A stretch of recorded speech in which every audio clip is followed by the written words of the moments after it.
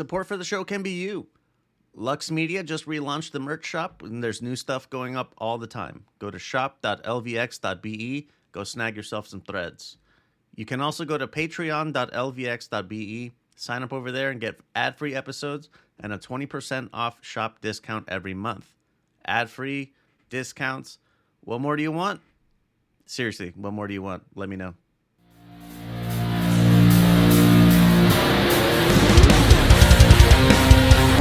Hello and Welcome welcome to Alternate f***ing Casuals. What makes you fucking casual? it don't matter. What you know, Fucking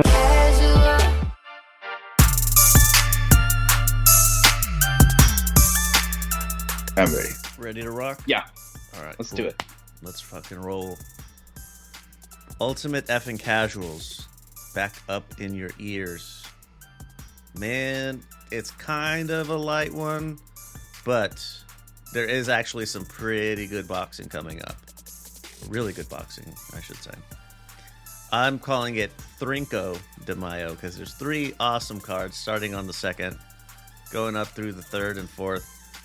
The 2nd is Fatal Fury. What's his name? Devin Haney versus Jose Ramirez. Ryan Garcia versus Raleigh. And Teofimo versus Arnold Barbosa. Nathan, Isaac, the homies have assembled. Do you have a favorite of those 3? I'm looking forward to the Teofimo fight, honestly. That's the one that's like most likely to end in an upset. Like I could absolutely see Teofimo like shitting himself and losing against Barbosa, but I feel like the most electric one is probably going to be Ryan versus Rolly. Like we're probably guaranteed a knockout in that fight. So I'm probably looking forward to the main the most. Yeah, I think this is going to be the one with the most fireworks. It's just a matter of when does Ryan decide that he wants to be unhinged as well, because Rolly that's just like his base operating level. Yeah. I mean, I think it's pretty set up for like supposed to be easy wins for Ryan, Devin, and Teo. But I mean, I don't know, it would be insane if any of them lost.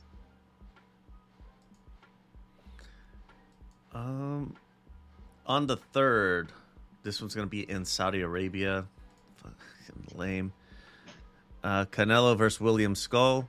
Who is William Skull? That's a very good question. A lot of us are still trying to figure that out.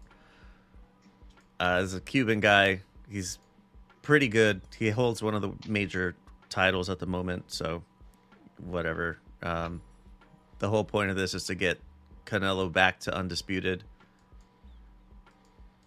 I feel like this is a fake undisputed. I feel like this is not like 2-time undisputed.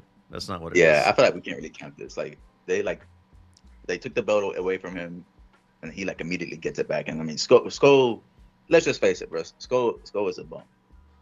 Like it's like a setup fight for Canelo, pretty much. Right. The idea is to put this is the platform. Canelo gets all the belts back, and then he fights Terrence Crawford in September. Yeah. One of the only fights I might be looking forward to on this card is the Marco Verde. He's like one of the Mexican silver Olympians. Oh shit! From this most recent like Olympic tour, so he's gonna be on the undercard. I'm gonna be watching. It's just I think one of his first, big professional fights. So that's probably the one I'm most excited about on this card because everything else is sort of dog shit. I mean, even Munguia's on this card, right? Yeah, Munguia Saras rematch. Yeah. Oh no! I still can't believe Munguia lost that fight, man. Yep. Man, he lost it, but here he is I hope he gets it back anyway. I mean, he has to get a KO. Like he can't even win by decision. It has to be he has a flatline. Bruno, he has to. One other title. It's frustrating. Go on. I was gonna say just on the Canelo fight. It's frustrating because I'm gonna watch because Canelo is still one of the best boxers on the planet, and you don't know how many times he's gonna be able to go do that. But just talk about just a wasting of his career. And I know it's a broken record at this point. I've said it for his last 3 or 4 fights. But like this is as good as it gets, huh? You're gonna fight this rando. Couldn't have been someone interesting like Benavidez. Yeah, I I've don't know. given up hope on that one. yeah. And we have like 3 more fights to go. Obviously, like the next one's gonna be Bud after this, but there's still like the last 2 fights on the Saudi deal. So I don't know, man. We really could see some like tragic fights at the end of Canelo's career, which was sort of insane, like considering how like his early and like the middle of his career, you know, how good it was. But I don't know, man. He's been fighting bums. That's all that's been recent. How's this for a hop and a skip? Saras beats Munguia again, and then Canelo fights him No. after Bud. Oh my dude! Fights Saras. I mean, Oh Canelo- no. If Canelo fought Saras, dude, call it a career, man. that That's yeah, it. that's man. Like just hang him up, bro. Like I Yeah. mean, at this point, he's just like giving money. Be Like, this better is- off This is doing pay-per-view videos of your sparring. Just do Yeah, I that mean- instead. that would actually piss me off. Like I mean, this Skull fight, I feel like we're just sort of starting to get desensitized with these Canelo fights nowadays, though. But I mean, dude, that would actually be like below the trenches, no man's land. And on May 4th, Naoya Inoue re-debuts in the U.S. against Ramon Cardenas. Who is that? Question mark. Same answer as William Skull. A lot of us are still trying to figure that out. If you're not watching Pro Box, which is the PFL of the boxing world, as we established last time, if you're not watching Pro Box, then you don't know who he is. He's okay, but Inoue, like Canelo, Canelo's a generational talent. Inoue is a fucking generational talent at minimum. And when he's fighting this is what he's doing. I guess at least the Dude, undercard's okay. I've seen Cardenas fight, bro. I can say this: Inoue's gonna knock his ass out. I can tell you that right now. I could have told you that without having seen him fight. This is a feeding. This is an absolute feeding for Inoue. And like I get him, it's his US debut, so I mean it's, you know, I guess they sort of want to have him, It's for hype. you know, have a good performance, but this is, don't expect like, you know, oh, this is a close fight. You know, this is one of the, you know, he's gonna make his career off of this one. This is a feeding. And on the undercard of that one, I'm actually excited for this. Rafael Espinoza versus Edward Vasquez. That's for 126 pound title. All ass. Yeah. All ass Espinoza, bro. 6'1" at 126. That's sort of smart though, putting Inoue and Espinoza on the same card. Yeah, because you want to get the Mexican crowd to come out. Yeah, that's pretty smart. See a potential like future matchup as well. Well, there you go. That's it for Trinco de Mayo. Fun. Is there any news or anything that I missed? Maybe not.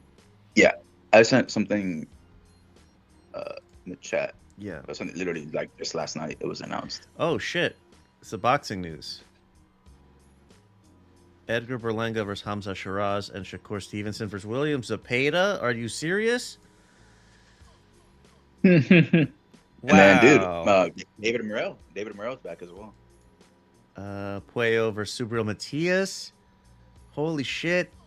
And David Morrell's back. Man, this is a good card. That is a very good card. Yeah. Wow. Stevenson Zepeda is finally happening.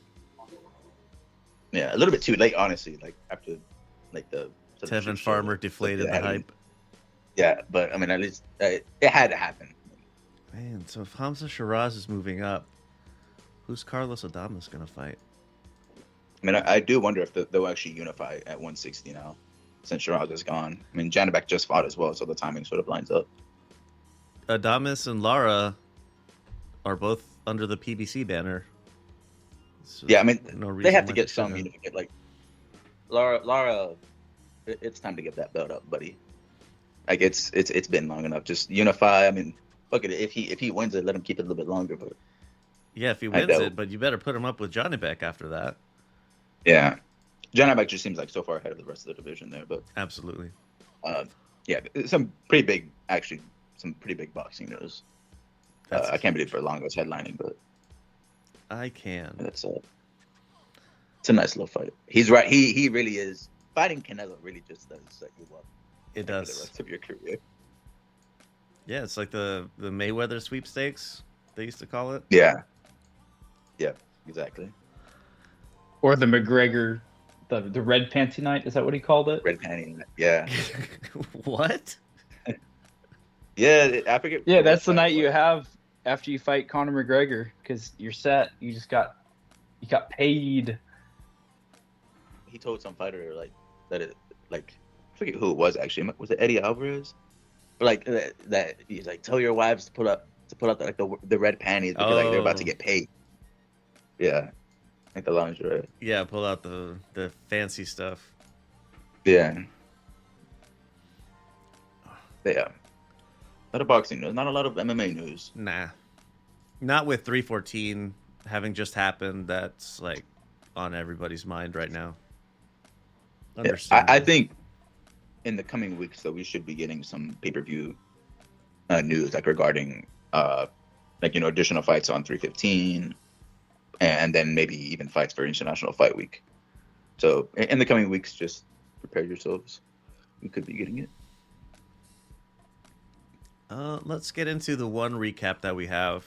It's a PFL one, middleweights and lightweights, but there's a lot of fun stuff on this one. JJ Wilson stops Mads Burnell in the third. Vicious ground and pound. Alfie Davis fucking sends Cassius Clay Collard back to the fucking 50s. Whooped his ass. Godsi Rabadanov KO1 over Mark DeCasey. That was pretty brutal while it lasted.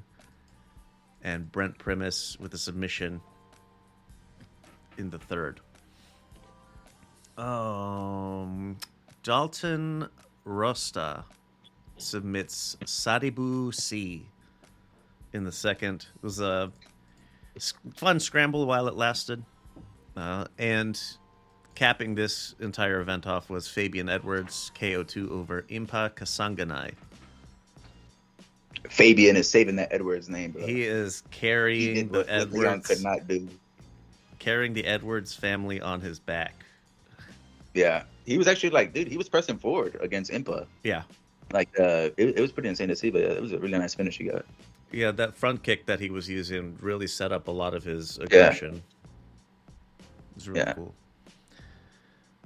But that's it for the recaps. Not a whole lot doing. All right, so into the previews. Fucking one of every plate. On Thursday, May 1st, PFL. This is the heavyweights and the light heavyweights. I think this is the rematch of last year's final, Linton Vassell versus Oleg Popov. And I'm not seeing Ryan Bader on this. He would be on either of those. And there you go. That's May 1st. So if you want some MMA on a Thursday, have fun. Friday, May 2nd. It's one Fight Night 31. Gonna cherry pick here. Saimapech fights Abdullah Dayakev, pardon me, that's a bantamweight Muay Thai fight. That should be fun. Oh, I forgot to mention to you guys. I was in fucking El Paso last weekend or something. Weekend, yeah, last weekend, and met somebody who appreciates the Muay Thai chatter. Shit. So gonna have to keep up on it a little bit more closely. Oh, yeah. And Ty Ruotolo versus Dante Leon, welterweight submission grappling. That is the twin brother of Cade, and the fun speculation is if Ty is gonna do MMA as well. but I don't know. Oh, shit. Yeah. Like, I mean, they have access to like Super Lek and Broad Tang and Tian Chai, so they can up their game pretty quickly. Main event: Nong O Hama versus Kong Torani, flyweights at Muay Thai. It is smaller, but for like Thailand, that's kind of a big, like the median weight class. Mm. And Saturday, May 3rd, this is why we're here. UFC Fight Night 259. This is in Des Moines, Iowa. Interesting location choice. Random as shit location Yeah, to bring the UFC, but yeah. to Des Moines of all places. Literally the only fighter that, like, even is probably gonna be known regionally there is Bo Nickel. Oh, I think shit. Jeremy Stevens as well. I mean, they just brought him back for this fight as well. He wasn't even in the UFC. Let's go from the bottom up. Juliana Miller versus Ivana Petrovic. Women's flyweights, Ryan Loder versus Azamat Bekkoev. Middleweights, Marina Rodriguez, 9th at Straw versus Gillian Robertson, 12th. Gaston Bolaños versus Kwang Lei. At Bantam, Thomas Peterson versus Dontail Mays at Heavy. Jeremy Stevens. Who's Jeremy Stevens? How do I know that name? He was in the UFC a few years ago. Like, you probably know him from the clip. You know the clip where McGregor says, "Who the fuck is that guy?" Oh, okay. Is that who he's talking about? Yeah, the guy he was actually talking about was Jeremy Stevens. But Jeremy Stevens, he has sort of been all over the place. But most recently, he was actually in Philly fighting for bare knuckle against Eddie Alvarez, and he won that fight. Woof. But yeah, the UFC brought him back because I think he actually is from Iowa, so they wanted to have like some hometown fighters on the Okay. card. Jeremy Stevens versus Mason Jones at lightweight. Cameron Smotherman versus Serhi Sidi. I'm going with that.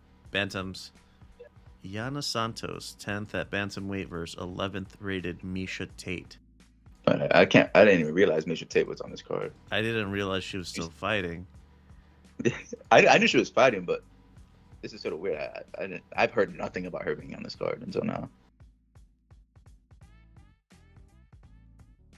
That's it for the prelims. Moving into the main portion. This one, for the boxing purists, the type of people that we try to get, Isaac, with that promo you cut for us. Montel Jackson, 15th at bantamweight versus Daniel Marcos. Montel Jackson is solid. This is the guy you want to watch. He's been good so far. Junior Tafa. I thought he retired. Oh, brother. Him and his brother. Yeah. Versus Tuco Tokos. At light heavy, I'm not sure who had that conversation with Junior, but hopefully this is for the better. Yeah, hopefully he's gone down on weight. Santiago Ponzinibbio versus Daniel Rodriguez at welter. Oh boy. Dude, that is a good fight. Yeah. Oh boy. That is a really, really good fight. Yeah, this is going to be a barn burner. Yeah, Ponzinibbio, he always brings it, and Rodriguez, D-Rod is always game. So this is going to be a good fight. Ponzinibbio is old as shit, though, so, I mean, I don't know. He won in his last fight after getting rocked, but he might be able to rock again. Man, two old unranked guys, like, that's a recipe for, like, just an incredible fight. Because both these guys have absolutely nothing to lose. Yeah. Yeah, I could see both of them winning, but I think I'm probably going to rock with Ponzinibbio. Co-main event. Rainier de Ritter versus Bo Nickel. Rainier's 13th at middleweight. He's a ONE FC acquisition. Dude, this is a good fight. Yeah. This is a really, like, smart fight. I feel like this is, like, basically the UFC telling Bo Nickel that he better, like, show up. Because, I mean, the UFC is pushing RDR as well as Bo Nickel. So they're basically putting, like, two prospects against each other and saying, like, which one are we going to keep? And I'm riding with DeRitter on this one. I think this is such a terrible matchup for Nickel. Like you're right. He has to show his potential now, because if he doesn't, he's gonna get smashed. I just feel like, dude, the Ritter, he is massive for this weight division. I just feel like, I mean, and he also has like really good grappling. So I mean, unless Bo Nickel like develops some generational striking skills, I mean, I don't know. I feel like this is gonna be hard. I know Bo Nickel is the favorite right now, but I feel like that has to do like a lot with his height, like behind him. I'm probably gonna choose the Ritter. I'm probably gonna choose the Ritter to win this fight as well. I'm leaning for DeRitter as well. Like Bo Yeah. Nickel's shown limitations. Yeah. Oh, 100%. Dude, the fight against Paul Craig was, oh, and that fight was really telling. Is that the one Yeah. where he was getting booed the whole time in the post? Yeah. Yeah. Yeah. Oh, dude, the Ritter's he's plus 200 right now. I feel like those odds are for sure gonna shift whenever we get closer. Everyone that's listening, go bet on Make your on bets the now. Ritter. You know, yeah, go ahead and take that plus 200 right now. If you lose, it's not my fault. Oh yeah, this is all just for entertainment purposes. Yeah. Ultimate fucking Casuals is not responsible for any monetary losses. But if you do win big on cards, we expect a 10%. Yeah, Finder's 10%. fee. Yeah. Pay it forward. If you win, it's my sound advice. If you lose, it's your own fault. Yeah, 100%. That's what you get for listening to me about gambling. Fucking idiot. Oh, and in the main event, Corey Sandhagen, 4th at bantamweight versus Davison Figueiredo, 5th. Dude, Amazing this is a firefight. This is tremendous matchmaking. Like I'm gonna be seated, maybe even a little bit of food for this. This is gonna be a good fight. Who do you guys think wins this one, by the way? Because I've been sort of conflicted. I'm leaning Sandhagen. Just because I think he has a cleaner striking, but I don't know. I feel like this. I this feel could like go either way. I feel like I've stuck up for Figueiredo so many times, like I can't back out now. So I'm gonna roll with him. But like, Yeah, I mean, this is a crazy fight. Both guys are great in the stand-up and on the ground. And typically, when you have guys that can nullify each other's grappling, it's either gonna have a bunch of mad scrambles and someone's gonna get submitted in a crazy way, or it's gonna be a striking war. And I think it's gonna be the latter. yeah. I'm gonna favor Sandhagen here, but this is the closest shit fight. Both of these guys have like pretty smart on the feet. Like I said, really good grapplers. Sandhagen a little bit taller, a little bit like lankier. But I don't know. I think I'm just gonna trust Sandhagen's IQ here. You know, he's been in a war with Piotr Yan. That was a crazy fight too. I mean, he just has. I feel like he's got better experience, and he's gonna be able to use his advantages against Figgy a little bit more.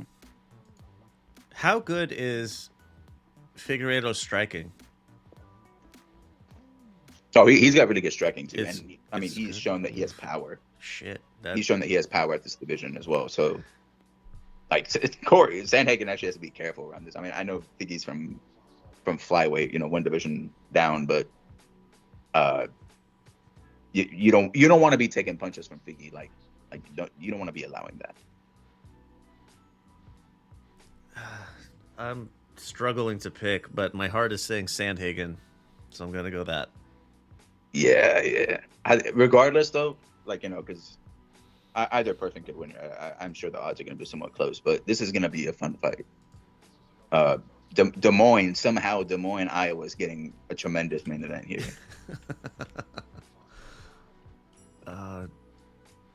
Fuck, that's it.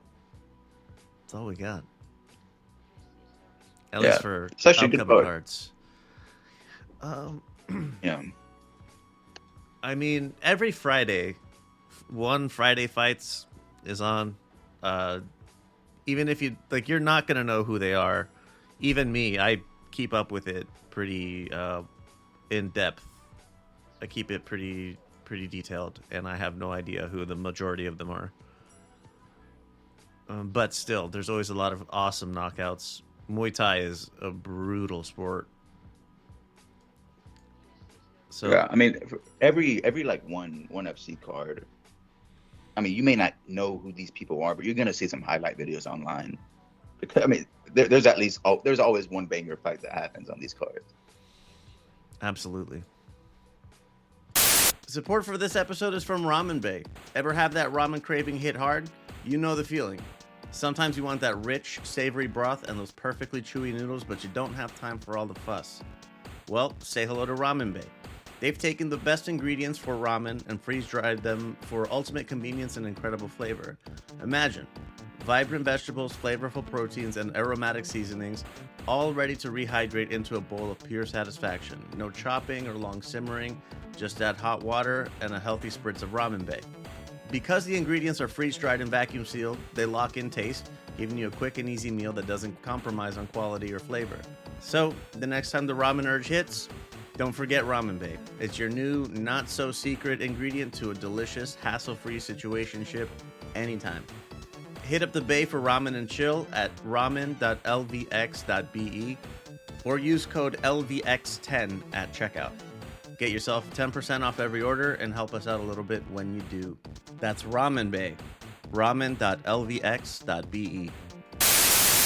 Tired of chasing down leads or looking for new opportunities? Wishing you had a steady stream of clients who need your skills? Support for this episode is from Thumbtack, the website that connects people with to-dos to talented pros like you. Now imagine this. Potential clients posting the exact things that they need done. From home repairs to computer tech support, whatever your expertise, Thumbtack is for you. As a Thumbtack Pro, you set your own rates and you choose the projects that you want to handle. Thumbtack handles the messy stuff so you can focus on what you do best. Get the flexibility you crave, the income you deserve, and the platform to grow your business. You ready to turn your skills into serious income? Stop waiting for opportunities and find them on Thumbtack. Go to ttac.lvx.be, get yourself signed up, and get $50 in free credits for listings, and you can help us out a little bit if you do so. That's ttac.lvx.be. Hey, did you know that our little bee buddies are having a bit of a tough time recently? They're really important for so much of our food. Without any bees, we're going to have a lot less yummy stuff. The good news is that you can help the bees while also helping us. Support for this episode is from Project Honeybees.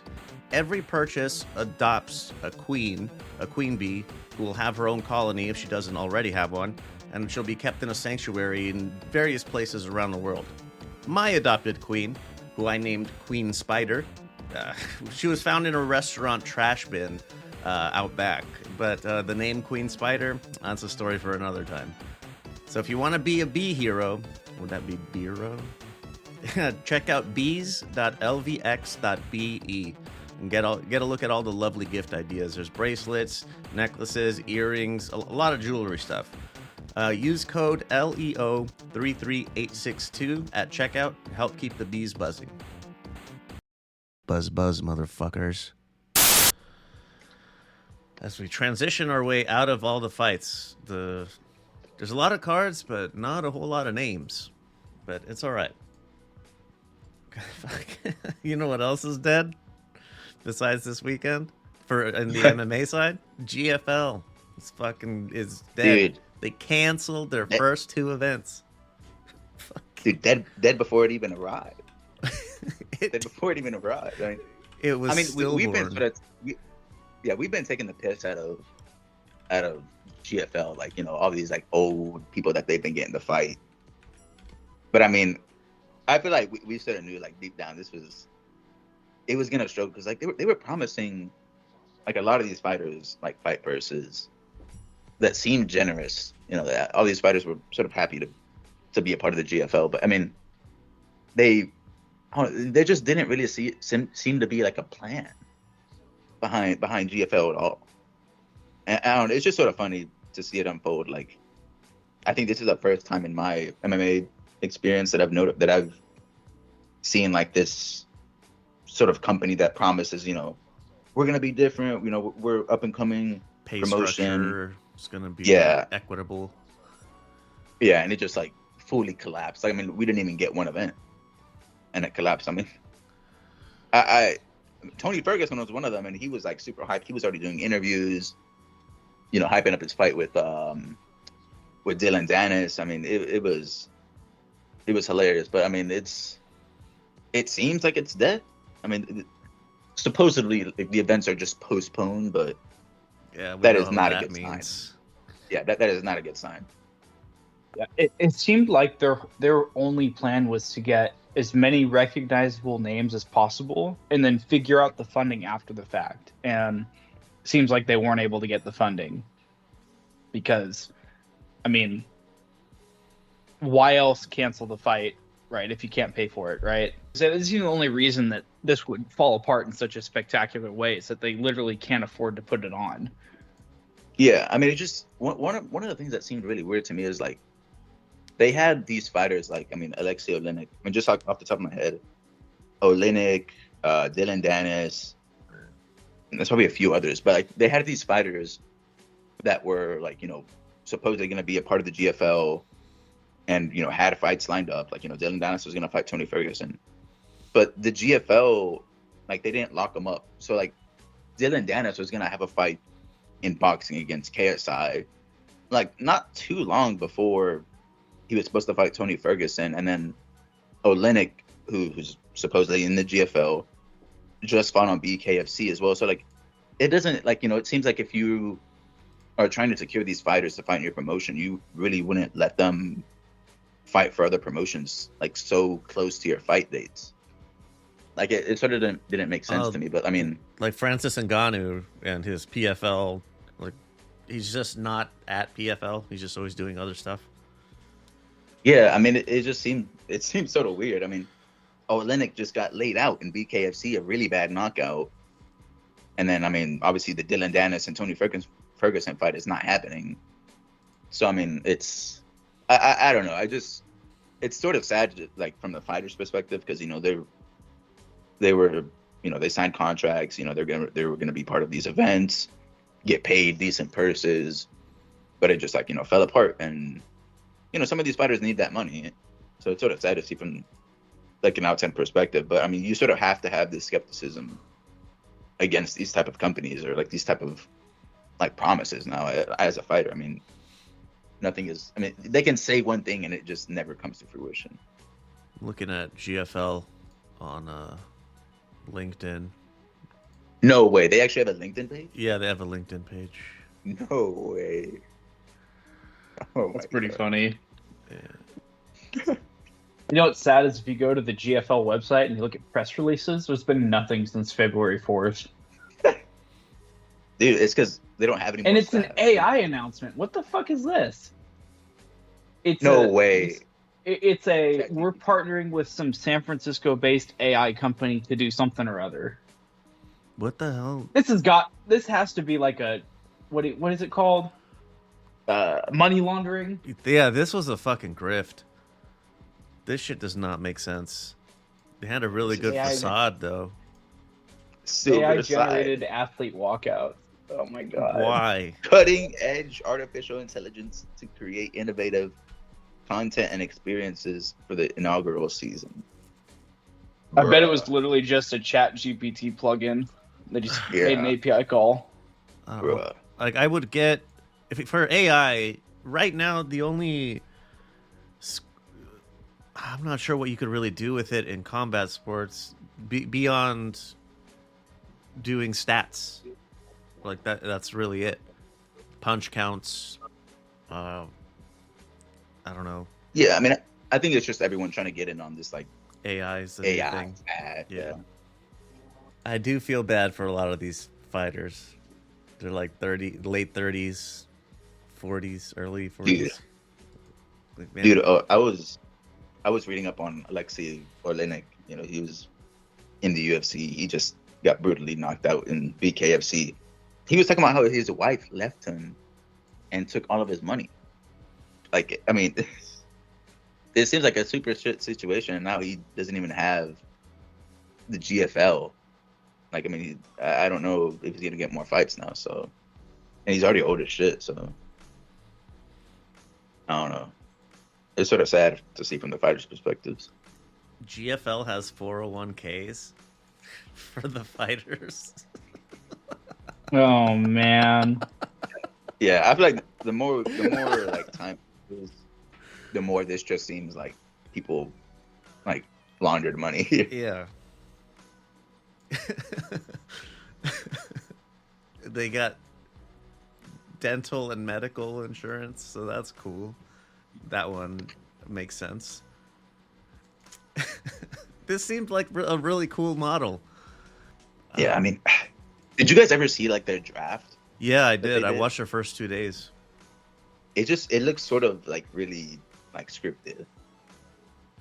Yeah, it was sort of fun. Like, one of the ones that popped up was like the Sage Northcutt one where him and his wife were in the kitchen, and they're like, and the Los Angeles team drafts Sage Northcutt, and like the way him and his wife just like got super excited. I mean, you could tell like it was sort of funny. It looked very, very scripted. And they already knew where they So, were like, going. Yeah, like a lot of it just seems sort of fake. Fighter 401ks. That's the first. What's Is- McGregor up to these days? He was talking about wanting to fight the winner of Chandler and Pimblett Dude, Patty would actually smoke Connor, I feel like. at this point in time. Yeah. What the heck is this? Someone who I don't know what this website is. Either of these websites, they could be bullshit. But there is rumors going around that Duplessis is injured and will not be fighting Hamzat soon. And it seems like the only like thing that has any credibility for this is Hamzat is complaining on Twitter about no one in particular. No, But he I says- did see the video. Yeah. Oh wait, what was the video? No, I saw a tweet where like Kamsa was talking about like this guy's the biggest bullshitter. Yeah. Yeah, that's the one I saw. I didn't know it was in reference to Duplessis, but I guess that sort of makes sense. Hopefully not, because I'm actually like really looking forward to that fight. Like Kamsa sort of needs to have an opportunity at the belt. Yeah, insider report is that DDP is injured. See, now this is a weird situation as well because do you make him vacate? Interim, right? Yeah, or I guess interim. I would say I feel like interim. you should have, right? But it's weird because the interim belt. I mean, we've seen it called way quicker. Like it got called super quick on Ngannou, but like DC and Stipe, it wasn't called on for ages. So I mean, you could call it, but like, it's weird because Dricus's injury history is like injury fight, injury fight, injury fight. Like, there's not like he's not out. If he was out for longer than a year, then I would say bring an interim. But in reality, he's probably out for 3 months. He'll probably come back and fight. So it's like, do you call one that quickly? I mean, maybe you do just because of his history, but I'm not sure. Yeah, I mean it's like I guess it absolutely depends on like what type of injury. If it's only 3 months, then I guess wait. But if it's like a serious injury, like I don't know, something in the knee or like the shoulder, like super fucked up, like I guess maybe make an interim. But I don't even know who would you put him against. Like if they did do an interim, who could Kamsa fight for the Kyle interim? Barallo. That or would the actually be a winner good of- fight. But is it too early for Kyle? I mean, I just feel like Kamsa would sort of steamroll him. But who wouldn't he steamroll at that division? That's why I really wanted to see DDP because, like DDP, I could see DDP surviving. I mean, you could put him against Imavov, right? Imavov's been on a bit of a run recently, my- right? He That's just the thing, knocked though, out like, I feel Izzy.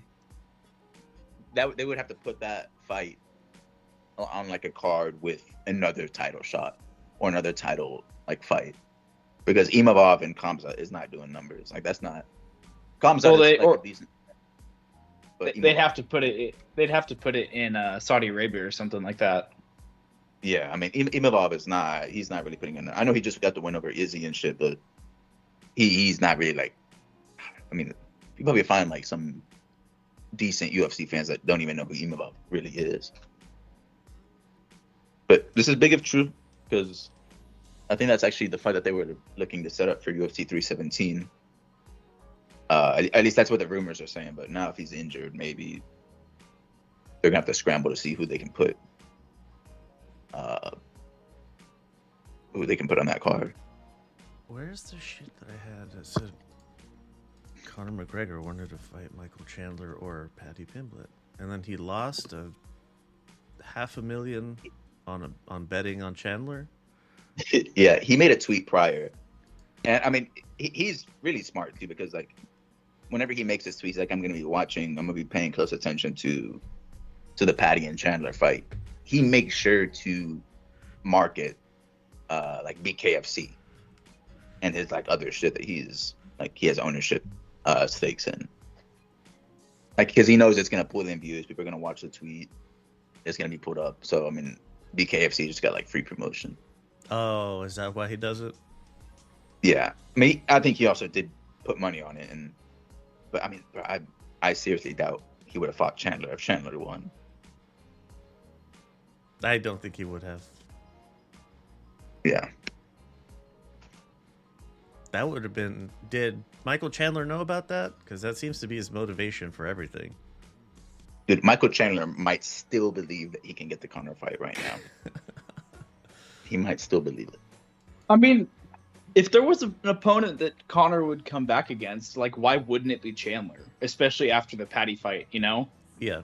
Like, big name value, like, literally zero octagon risk.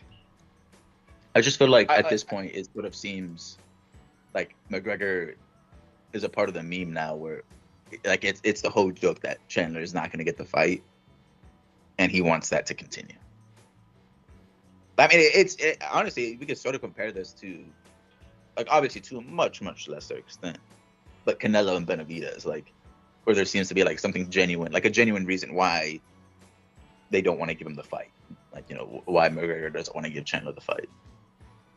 Plus, I mean, bro, McGregor is doing the whole presidency in Ireland. I don't know how long that lasts, but I doubt he even comes back. I mean, he's gonna be like in his late 30s at that point. Chandler's gonna be 40. I mean, I think that time is gone. Chandler should have taken fights in that time. He was waiting. I found something about the GFL. Founder Darren Owen, that he explained that the cancellation stems from missed financial commitments by one of the promotion's key investors. Despite the setback, he's confident in navigating the issue and hinted that they may no longer be debuting in California. Dude, I let me see if I can find it, but I found something the other day where it was what's his name, Darren, the guy who's in charge of GFL. In one here, actually, let me find it, because this is actually insane. I don't want to get it wrong. It's Darren Owen. Let me see. Looks like they're moving their premiere to June 15th and 16th. Okay, all right. Let me read this to you guys. Okay, so this is from MMA reporter Aaron Bronstetter. This guy is actually a really good reporter.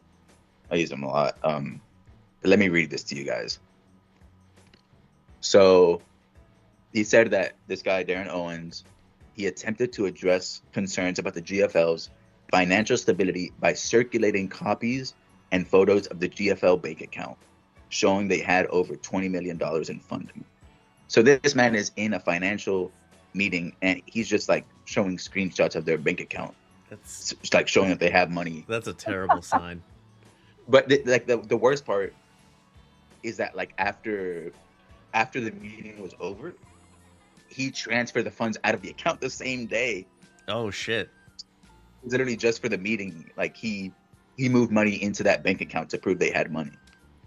You know, I'm surprised he didn't just like right click and edit the JavaScript of the page to make it look like he had that money instead of doing a wire transfer. If I'm an investor and some dude just shows me his bank account, he's like, "Oh, you're good. Look how much money we got."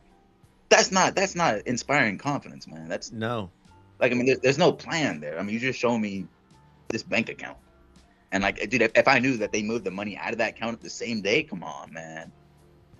I mean, they're not even trying here. What's going on? Do you remember the company BlackBerry? The phone company? Yeah, that Oh, old, yeah.